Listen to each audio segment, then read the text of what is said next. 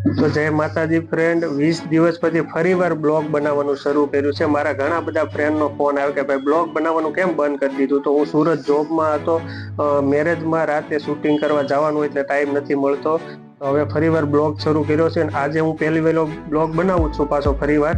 તો મારા ફ્રેન્ડ છે તિવારી અને એ જમવાનું બનાવે છે. તો અમે બે રૂમમાં જોડે રહીએ છીએ. તો શું જમવાનું બનાવે છે એ તમને આગળ બતાવીએ અને ચાલો અમારા બ્લોગમાં બનાવી રહેજો. રોટલી બની રહી છે ફ્રેન્ડ, થોડી જ વારમાં જમવાનું થઈ જશે. અને અમારા ફ્રેન્ડ છે તિવારીજી, તો એ જમવાનું બનાવે છે. અને જમવામાં તો સૂકી સબ્જી બનાવી છે અને રોટલી છે, ચાવલ છે. આટલી વસ્તુ અમારા તિવારીજીને બનાવી છે. તો જમવાનું બને છે અને અમારા ફ્રેન્ડ છે આ तिवारी जी। तो तिवारी जी कैसे हो आप तो हिंदी समझते हो तो इसलिए थोड़ा हिंदी बोल दिया। रोटी तो बहुत बढ़िया बनाई और खाना भी बढ़िया बना होगा। हम पहली बार आपका हाथों से खाना खा रहे हैं, तो देखते हैं कैसा है खाना। तो हमारे सब्सक्राइब को भी कुछ बोल दो यार, हमें लाइक करे, शेयर करे। लाइक करो, शेयर करो, भाई को सपोर्ट करो। Okay, thank you. तो ચાલો તમે બ્લોગમાં બન્યા રહેજો। રોટી બી અમારી જલ ગઈ છે। હવે જમવાનું તો તિવારીજીએ બનાવ્યું, તો મને કે થોડું કામ તો કરવું પડે ને, એમને જમવાનું નહીં મળે। મને કે રોટલીમાં થોડું ઘી ચોપડી દો પછી જમવાનું મળશે। તો હું આ ઈ કામ કરું ને, આપણે તો જમવાનું ફ્રીમાં મળે તો આ તો કરવું પડે ને।